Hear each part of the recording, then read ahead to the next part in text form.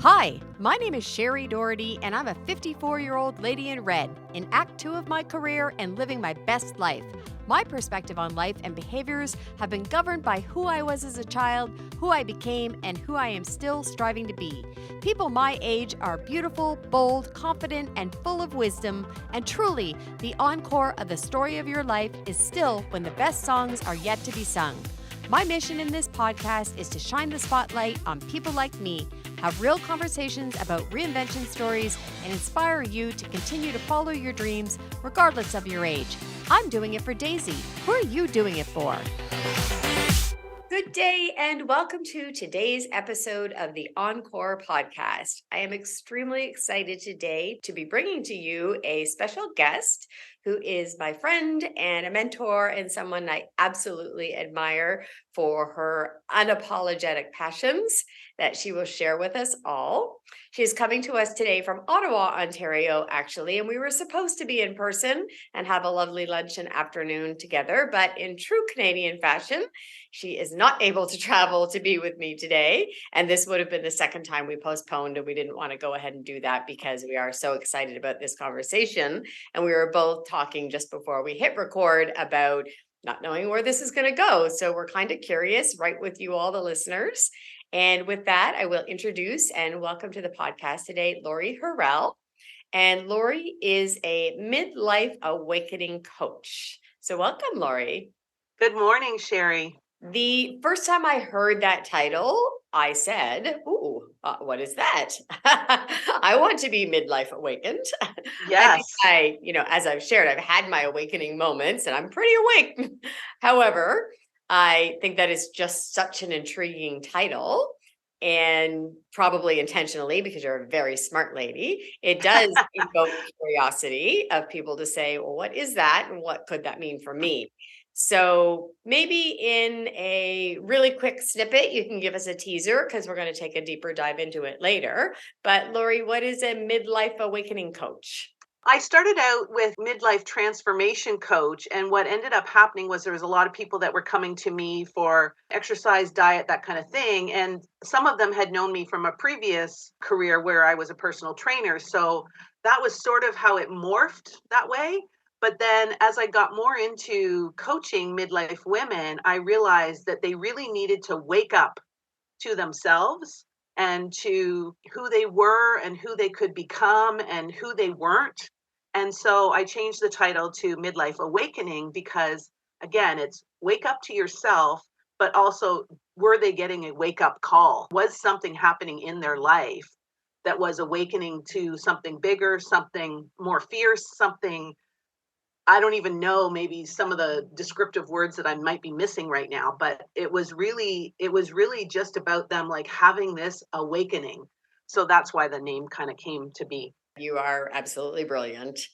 Oh, So thank you. before we unpack what that all means today, if you will, can you tell us a little bit about yourself? So who is Lori? Where were you born and raised? What was your upbringing like? Some highlights or lowlights that you're willing to share. Your early 20s, 30s, marital life, whatever you'd like to share that will give us some context as to what your journey has looked like. In a nutshell, I kind of describe myself as a creative being. So that has always been part of my being. I grew up in southwestern Ontario in a little town named Godrich.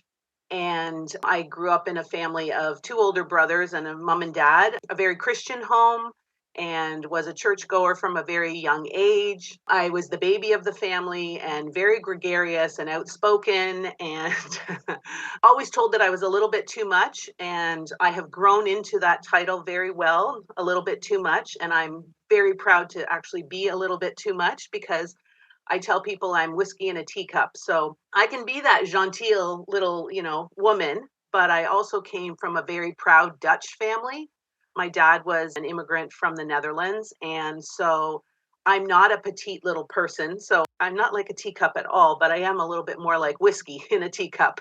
So I'm big, I'm bold, I'm a little bit brash sometimes. I have lowlights or highlights. I guess being the baby, I was always treated like the baby. So I was always running after something and I continue to run after things.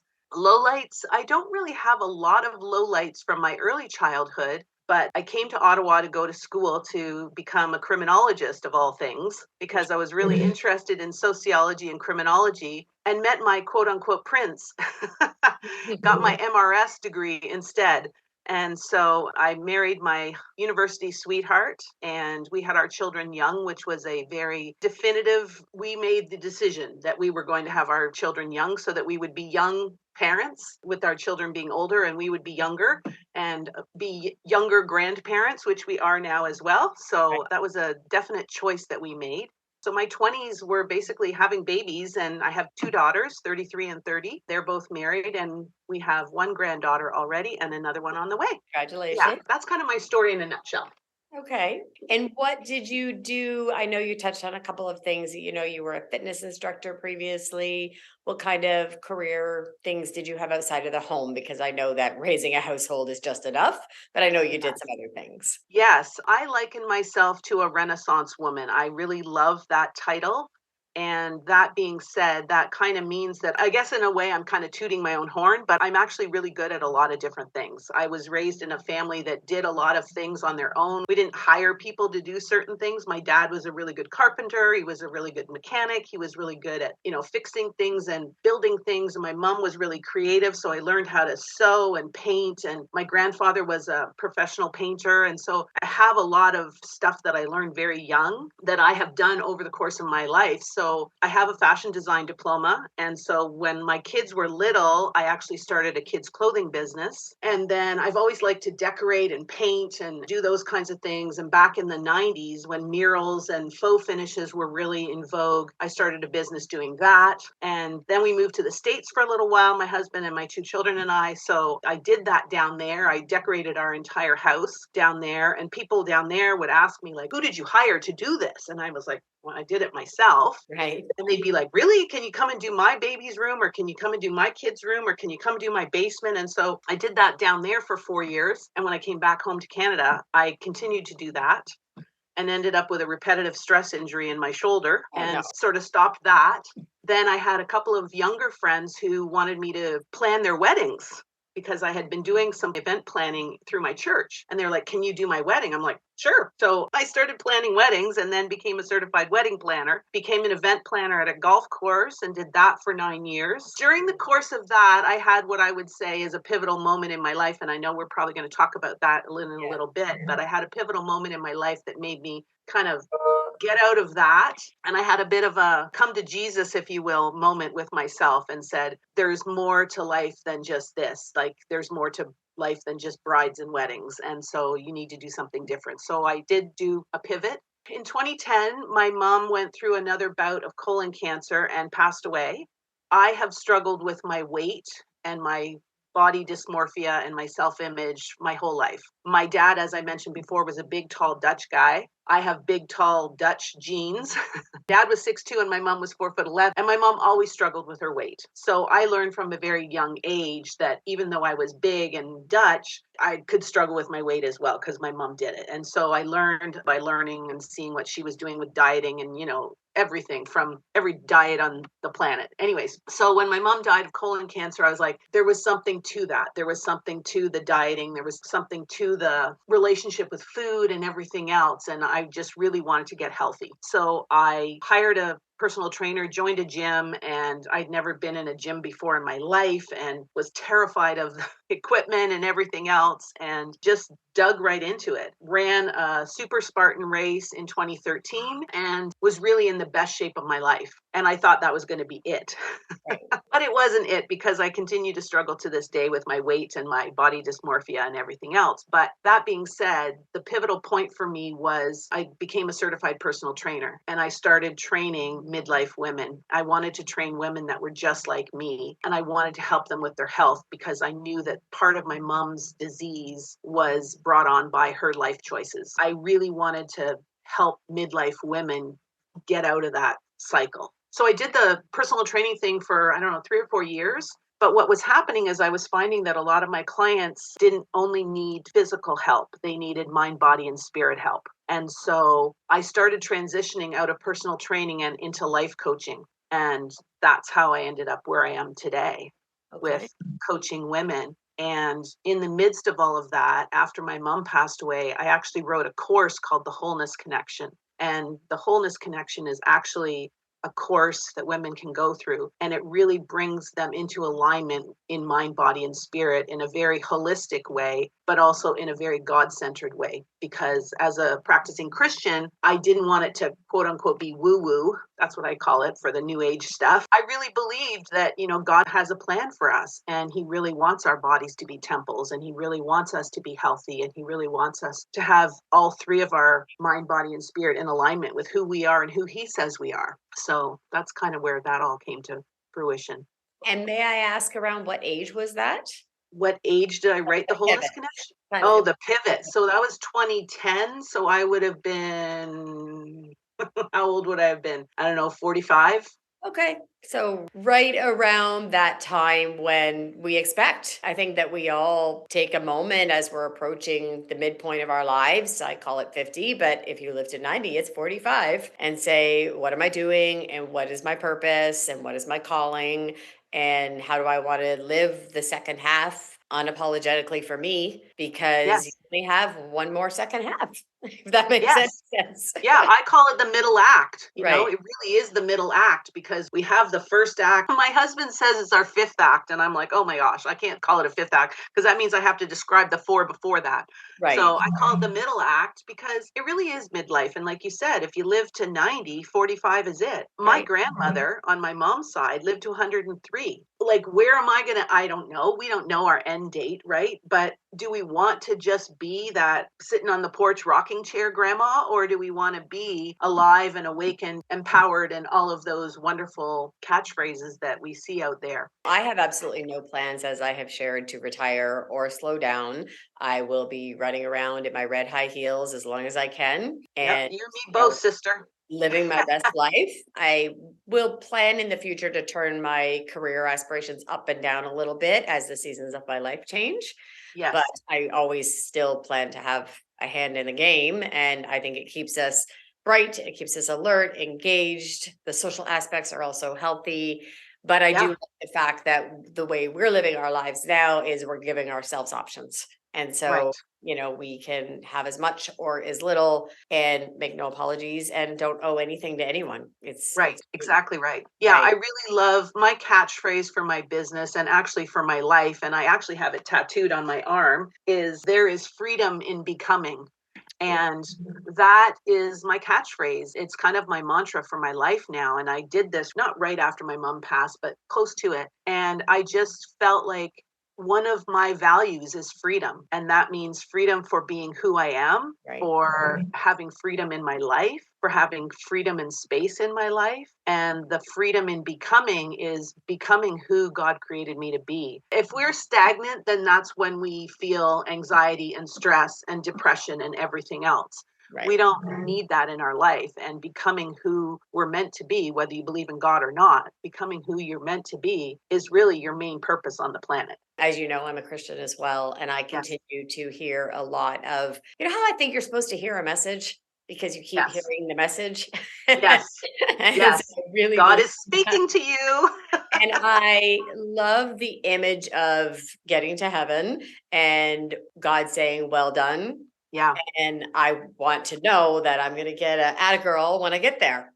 Right. Exactly. But I also heard it said that, there is this image of who you were meant to be and what you were supposed to do during your time here. And then there is the unfulfilled version of that person. And you don't want to get there and God say, look who you could have been. Look who I Mm, made you to be. And all those ideas and all those paths I opened and all those gifts I gave you were left unfulfilled and unexplored.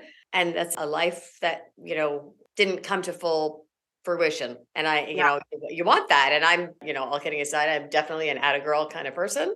So I wanted from the very last atta girl when I get there was, Yeah. good job, my daughter. You did and fulfilled and gave and will, reap as a result of it. So yeah, you want to make Exactly. sure that you mattered and you had purpose in your time Right, here. exactly, exactly. And I mean, I think if we want to go down that Christian road, and maybe we don't, but just off the top of my head, I think a lot of women look at the Bible and they look look at that Proverbs 31 woman who is, adorning herself and working in the fields and sewing clothing, and they feel like they got to measure up to that woman that's in the Proverbs 31 verse. And I don't think that's what God was intending when he had that put in the Bible. I mean, he makes us who we are right from the very get-go. And I think we have to be aware of the opportunities that he puts in our place, in our path, in our lives, and we don't miss them, right? Like when you're talking about getting there and getting the Atta Girl, it's because you were aware of the opportunities that he put in your path and you took full advantage of them, Right. For your own self, for other people, and for God's glory. That's how I live my life.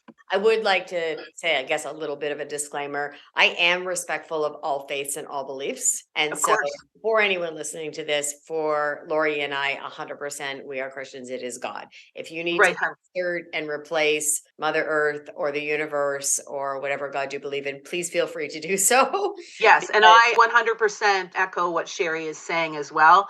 We're talking as two sisters here and friends, and that's what we believe. But 100%, if that's not your thing, then yeah, please listen, but don't listen, but don't. I don't know what the word is I'm trying to put out there, but yes. That's okay. I always say what I believe in is whatever gives you peace. And so, I mean, now we're down a rabbit hole, but I'm going to go there if that's okay. I Sure. had a friend that I used to spend some time with, and the grandfather of the family passed away. And I said to her, "Oh, like, was it difficult telling your children that grandpa's gone to heaven?" And her response to me was, "Why would I lie to them?" And I was shocked and didn't know what to say. Wow. And I said, "I'm sorry, like, what did you tell them?" Like, I'm not being disrespectful. I'm curious then. And Yes. so what she said to me is, "Well, when you're dead, you're dead. And there is nothing after. So why do I want to fill my kids' heads full of fairy tales?" And I said, "I absolutely respect your right to believe what you believe. However, I have to believe for my own soul that there's something more and something after, because it gives me peace to sleep at night.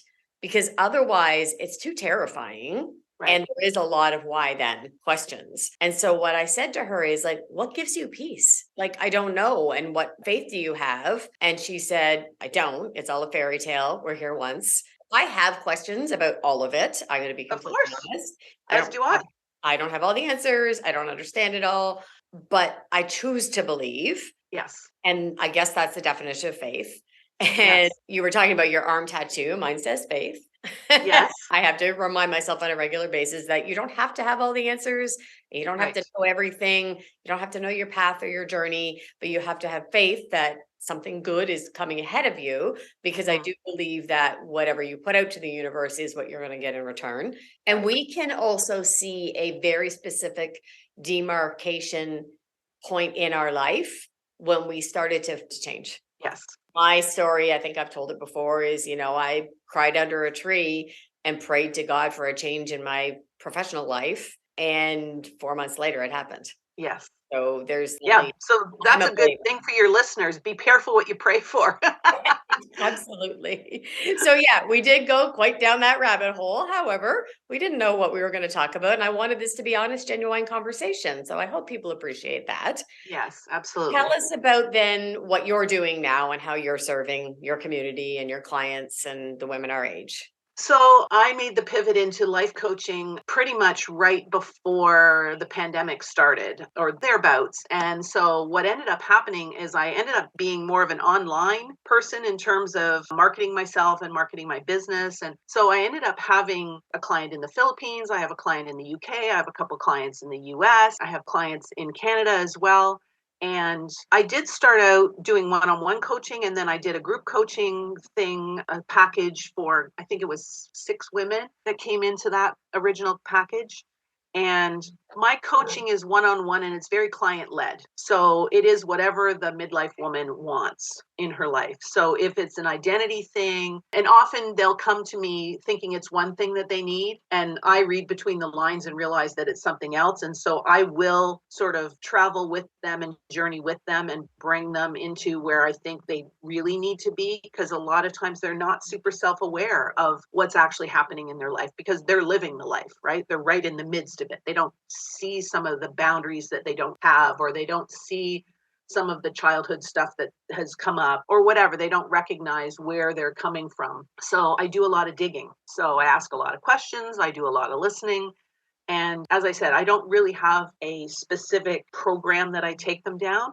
If they come to me and they need weight loss, diet stuff, then we talk about that. And if they have career stuff, we talk about that. I mean, as you heard earlier, I have quite a bit of career, extensive research and knowledge because I've done so many different things. And I've pretty much been self-employed my entire life.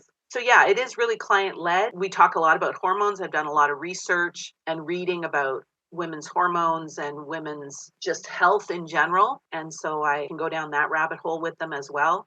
And like I said, they often come to me thinking, well, it's this thing that I need help with. And it turns out that it's something completely different. And that's part of the magic and part of the joy of it for me, is to really let women understand themselves and really see who they really are. Because I think a lot of women don't have a champion in their life. They don't have somebody who is going to see them for exactly how amazing they are. And even if they do have champions in their life that are cheering them on, they aren't often told those things. And so when I tell women that, whether it's on a computer screen or whether it's in person, I often get tears because they've never had anybody really tell them those things. So important. Do you have, a goalpost, or do you have something you're trying to accomplish in terms of the message that you're sharing? Or is it just, this is your gift and you'll share it as wide and with as many as want to hear it? Probably the latter. I am goal oriented and always have been very goal oriented. Although I will say, when I hit 55, which will be 3 years in June, because I'll be 58 this year. When I hit 55, I kind of was like,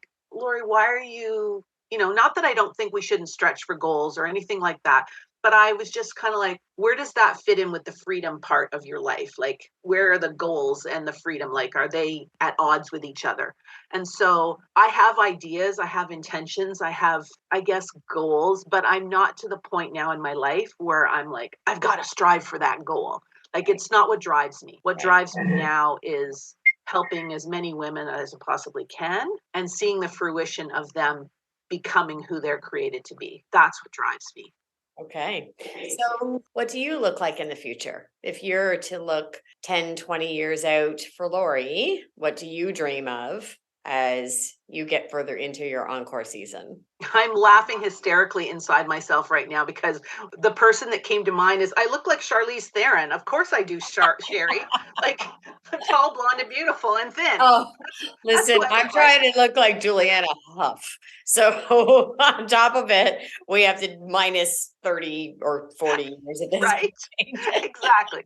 But in all seriousness, though, I think for me, to answer your question, like, who is Lori in the future? My granddaughter calls me Mima. So I will be Mima to at least 2 grandchildren. I will have flexibility and freedom in my schedule to be that with her and do the fun things that we do with her.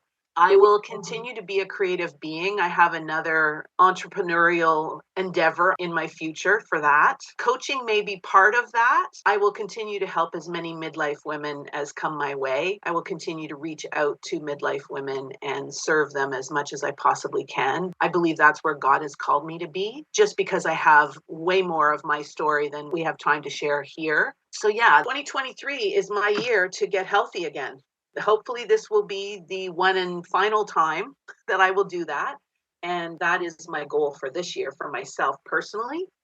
And yeah, and probably like you, I'm not sure what your situation is with elderly parents or whatever, but we've got some elders in our lives that we have to take care of now this year. And so that's probably going to be part of my future as well. Again, we're in the same place. Essentially, I think they call it the sandwich generation. Yes, exactly. Finishing up raising your now adult children, and now you got to turn your attention to your parents. Unfortunately, Yes. my father's passed on. My mother is still alive, vibrant, and amazing. However, we Wonderful. always have a very close eye on her, and we, have to make sure she is well cared for and well watched over and continues to thrive. So that's Yeah. always mind as well for me. Mhm. I love that you've declared your goal and that this is your year for health. Yes. Because we do have to speak it, and we all have to speak it out loud, what we want, and take it essentially, which is great. Yeah. And for me, the part about the health thing, and like I said earlier, like I've always struggled with my weight. I've always struggled with food and diet and exercise. I mean, God bless my mom. Like she always struggled with it as well. And so, like I said earlier, I did learn those habits from her. Breaking those habits has been a 47-year long process, right? Like I probably started my first diet when I was 10. It's just a matter of breaking some of those habits. And it's kind of like the shoemaker's kids, right? Like I can coach the coaching off of other women and tell them what to do. And I mean, I have certification in diet and weight loss from my personal training certification. I can do it and I know what I'm supposed to do, but those habits run deep and it's a challenge. It's very much a challenge. And so when I get clients in my sphere, I really do resonate with them. And yeah, there's a camaraderie. And I think that's what makes me personable and resonate with them because I understand where they're coming from. Anytime I've been in your presence, you have a really good gift of making people feel like they're the only person in the room. You really do. Like anytime I've been in your presence virtually or in person or on the phone, I can tell you're 100% focused on the person that you're with in that moment. And that in itself is a gift because in this world of distractions, people are always giving you half their attention or thinking about their next thought or looking at their phone and whatnot. I have never felt when I've been with you that you needed to be elsewhere or had even another thought other than what we were discussing. So that's a beautiful gift as well. Thank you. I mean, any woman who works with you would be very fortunate because I know you are a guide and you'll guide people into their futures and the best paths for them. Because you have so much experience and exposure to women in this midlife period, if you could tell them all one thing, what would it be? I guess what first came to mind, and that's probably the thing that I should say, is find out who you are and be authentically her. That's beautiful. I mean, finding out who you are, if you don't know, it makes it very hard to live your life because you're constantly chasing something or someone. And women, I think, are so unaware. We've gotten wrapped up in roles. We've gotten wrapped up in motherhood and career and sisterhood and all of those things that cause us to take our minds off of who we are. And I'm not saying be selfish. That's not what I'm saying at all. But self-awareness, I think, I don't think self-awareness is a huge priority for people these days. And one of the things that I talk about in the wholeness connection that I mentioned earlier is there's a difference between selfishness and self-awareness and God awareness, because the world wants us to be very, I am me and I have autonomy and I have all these other things. But again, going back to my Christian roots, God calls us to other things as well. So that's also part of the course. And anyways, I could talk about that forever too. So if people wanted to connect with you, how would they do that? They can reach out to me via my website, which is lorihurrell.ca. So that's lorihurrell.ca. They can find me on Facebook. Again, Lori Hurrell. There's lots of ways they can find me. Maybe I can give you some links or whatever that you can put in the podcast. We will have the producer put all that in the show notes. So that's beautiful. I really appreciate that. I really, really appreciated our conversation today and you sharing your story and your vision and your gifts with everyone. I love that you own and know who you are. I love that you have declared and have become a beautiful Mima. As I've shared, in the future, I will be a daisy when grandchildren come into my life. And every day I am working very hard to become the very best, strongest version of her for when that comes. And I continue to ask our listeners to do the same reflection and ask themselves who they're doing it for. With that, I'd like to wrap it up. So thank you again, Lori. And I'm sure we will have you on again sometime soon, but have a lovely I would love that. Thank you so much, Shari. I appreciate it. I hope all of your listeners really enjoyed our conversation. And I'd love to come back anytime and talk about whatever you'd like to talk about. So have a great weekend yourself, and I will talk to you soon.